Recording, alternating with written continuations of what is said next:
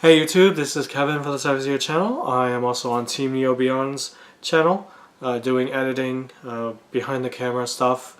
Now I am in front of it, doing a deck profile on Post-Zoo Ahsha. I am the resident Neonectar guy of that group. So this is pretty much to show where I've come with this deck and how much support that I am very thankful for in this zoo booster. Now I'm going to start with the Forerunner. I'm running 2 Elmi. An alternative would be the Grade 0 Musketeer from Blue Storm Armada. You Soul Blast or Soul Charge it. You Counterblast 1, and then you look at top 5. You search for get a Neonectar Grade 3, and you add it to hand, hopefully. But we run 2 Elmis because we still need her for the deck, as we want to bounce things back and proc off Bloom consecutively. Okay, so we're running 4 of these Phantasmic Blue Ahsha. What she does is, at the start of your right phase, if she's on Vanguard Circle, you can take a card from your rearguard circle and a card from your drop zone. You put it to the bottom of the deck. If you put back 2, you draw 1. And the other ability is our Stride Break. You Counterblast 1. You put a Bloom card. You search for a Bloom card from the deck. You put on rearguard circle. And then if you already had one, a copy with the same name of that card you searched out, you get to Soul Charge and Countercharge 1.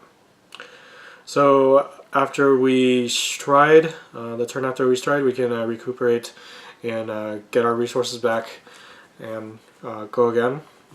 That's what this kind of card is, and it's something I've been looking forward to for a long time. Although we don't get a card that says free stride, I'll take this over anything else, quite honestly. Next, I'm running 3 ENS. What she does is, if you guys don't know, if you put her on Vanguard, you can Counterblast 1, Soul Blast 1, look up top 5, get a Bloom, add to hand. We don't use her for that. Hope to God that ever happens. But her Bloom ability is at the end of the turn. If she's in Bloom, put her to the bottom of the deck, click up top 5, get a Bloom card, add it to hand, and yep, that's how we can stop our opponent from trying to plus off of having rested rearguards, having rearguards just open, like on the open, just to kill. And yeah, we want to generate as many cards in hand as possible, which is really good. Next, I'm running 4 of these Charles from G-EB02. Now, our Grade 3s can possibly gain boost if we are in that situation, because when she's in Bloom, when another card of the same name is called out, you can give something 4K and boost. Her other ability is you swing with her. If you're on Ahsha Vanguard, you look at top 7, you call something that is an open rearguard circle to the board, that has the same name as the card as a unit on board. So ideally, we want to use the Lydia to just abuse the heck out of this card, because she gains the name of all of the cards in Soul when we pay for it. And I usually have the circle behind the Vanguard open, just in case we can do more Blooms and all that. Very solid card. I've gotten over the qualm of her having to only call to open, so yeah. Next, this should be Kara, but this is my alternative for right now. For right now, because Karas are like 10 to 15. But the green shot is pretty much, if she sees another green shot, you choose up to 5, they gain 2K and boost. So you don't have to rely on a simultaneous call to have it at its full potential. And it's just an overall still a very good card, even though it's pretty budget-y. But Kara, what she does is she gains 1k if you're on Ahsha Vanguard or Bloom Vanguard, and then resist. And then her Bloom ability is once per turn she gains 10k. So she'll be at 20k body and she also boosts. So she'll be at 20k body with the boost ability, which makes her very big on Wilhelmina turns. I will go through numbers when I get to her, but yeah, she just gets her price tag pretty much just just tells the deck how important she is. And we're running 3 Thurias. You can opt out to get another Bloom unit grade 2, whatever it may be. Some people run Nicola or the TD card, and Alma. These are okay alternatives. She can also Alma can do boost. She cannot, but she can protect herself if possible. But yeah, this is Thuria, still very good with the putback ability, which is the most important part. And also, she's pretty much a copy of anything Bloom. The only downside is you can't call her off of a Charl if she's not in Soul or she's not on board. So that's the only down part. But everything else she excels in. Now for the PGs, I'm running 4 of the Logas. Tyranny is something you can run too. It's the new one where you bind this. When there's a copy of this on a Guardian Circle, and if you have a Tyranny in the drop zone, you can bind that card from the drop zone. Put a Bloom card from the drop zone out of the hand. Both of these have Bloom, and so we can get it off of Enos. And yeah, but the thing is with Loga is you can just counterblast 1. If you have a copy on her on board for some reason, you can pick those 2 back to hand. That's the most important part. So you pretty much have the free choice of using one of these. I would not use the counter charge on, even though this deck kind of has a little bit of problems with counter charge. I just wouldn't use them at all. And with the Flower Dragon, you probably would use it if you're running pure Ahsha, just for consistency reasons, and it's not a Bloom card.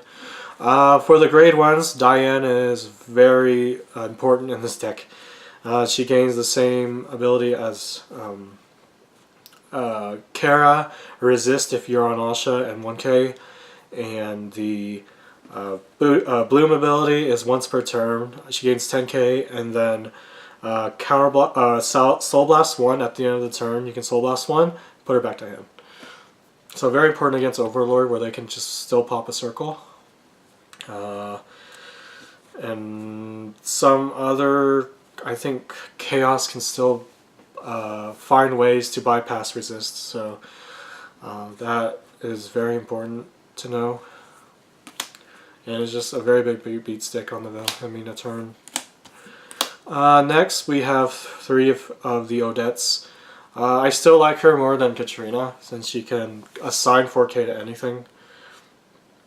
We only run her at 3 because of space reasons, and the putback ability is very important to set up Wilhelmina. 3 Stride Fighters. Personal choice, pretty much. I'm only going to run 3. If you want to ditch the starter, you can run a 4th one. That's probably a quick fix or something.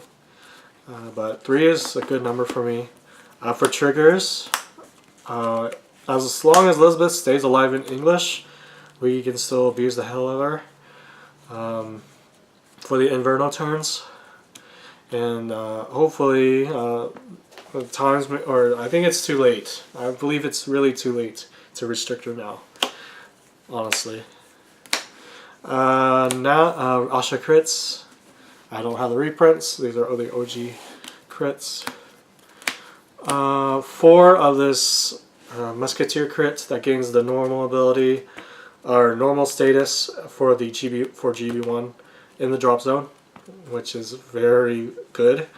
It's almost about a fourth of the deck allows you to recycle normal units. So yeah, very solid. And then 4 heals. I'll probably get the 4th Nicola sometime soon, but having at least 3 is very important. As long as you can like try to get this out of your repertoire, it's into the drop zone the first or second time you G guard. So it's not too big of a problem, but I will be owning 4 pretty soon. So for strides, I'm running 2 Lieta. As I said before, we use Charl to make its most use out of it, and this is a way that you can get out your second copy of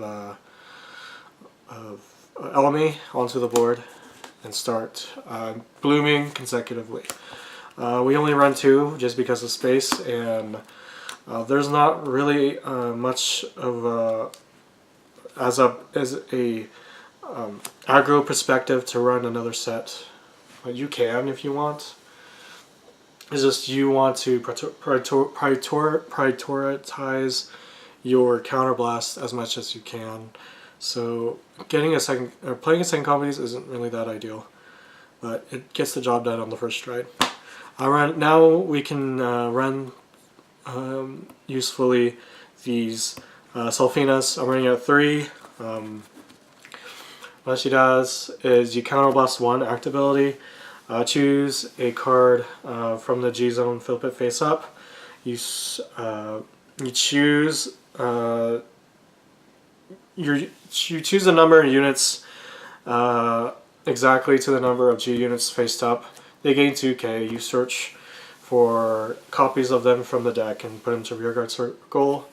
And then if you called 2 or more, the Vanguard gets a critical. Very self-explanatory card, really. If you want to rebuild a board, if cards are getting killed, it's usually a good recovery stride more than Verano, in my opinion. Next, I'm running 2 Ilmeltar. If your opponent doesn't do anything to your rear guards, and then you just use your Ahsha to recycle and call it back out, you can bloom.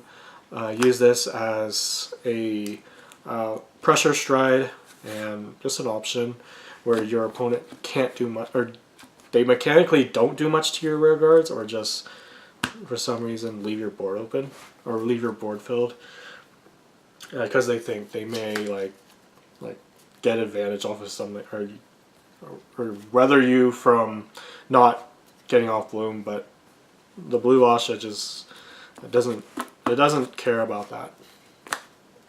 Next is should be running 2 Vilhelmina. This is pretty much a proxy, but 1 for sure. What she does is on swing she is an Olivia, where you can call out a column from the deck, but that's the difference between her and Olivia. You pretty much call a column from the deck, and then a GB4 ability, which is the Dimax, but it's continuous, 5k and 1 crit to the front row rear guard circles. So this is the best of both worlds on those 2 profiles, and you can get, we can go through our grade 2s and count out a grade 2, grade 1 that count out how big they can be. Green Shot Elf can be 26 by themselves, called simultaneously, and then 31 on the Vilhelmina turn. This could be also the if you put both of the balloons on them, so they would go for 8, 17, 26, 31, the same thing. And then this can be 36 and then 41 on a Vilhelmina column, and then your Odettes will be 30 and then 35. So whatever you recycle back consistently you can call out a column of those two cards of the same name. They have to be the same name for Wilhelmina. That's why I'm emphasizing those numbers. So yeah, this is our best scaling stride of the GR. This one hell of a card. Next, we're running one GB8 for it's pretty much a free Primavera. One Inverno because it's still a very volatile card with the Elizabeth loop, and we can recycle back crits. I mean, more importantly, and then we have the Sea Breeze for the people that want to great stack us. Yeah, two Anternos. What he does is Soul Blast 1 when he's called to the Guardian Circle. If you have 4 or more or 1 or less rear guards, you get to get 15k shield. So it's a easy 41. Your opponent usually tries to get you between your opponent shouldn't really try to get you to 3 rear guards exactly, unless they want a game plan for that. But that just rarely happens, and that's kind of whatever. One of the old Steam Breath, or I mean Rain Breath for that call if you need to, and then the recycling G Guardian from set 12 gives you back normal units of the same name. Two the same name. So yeah, that's the deck. I would probably run a third Wilhelmina than one Zoa. And yeah, that's pretty much the changes I make. We could also ditch out Thurias and put in more Bloom units, but that would just kind of hurt the explosiveness of the deck of having 4 of a kind on board and then the Thuria. That will just eliminate that ability. And then I don't know. Tell me what you think. That's the deck. Like, comment, subscribe. Tell me something I missed, some combos. This is a pretty straightforward deck. So yeah. See you guys later.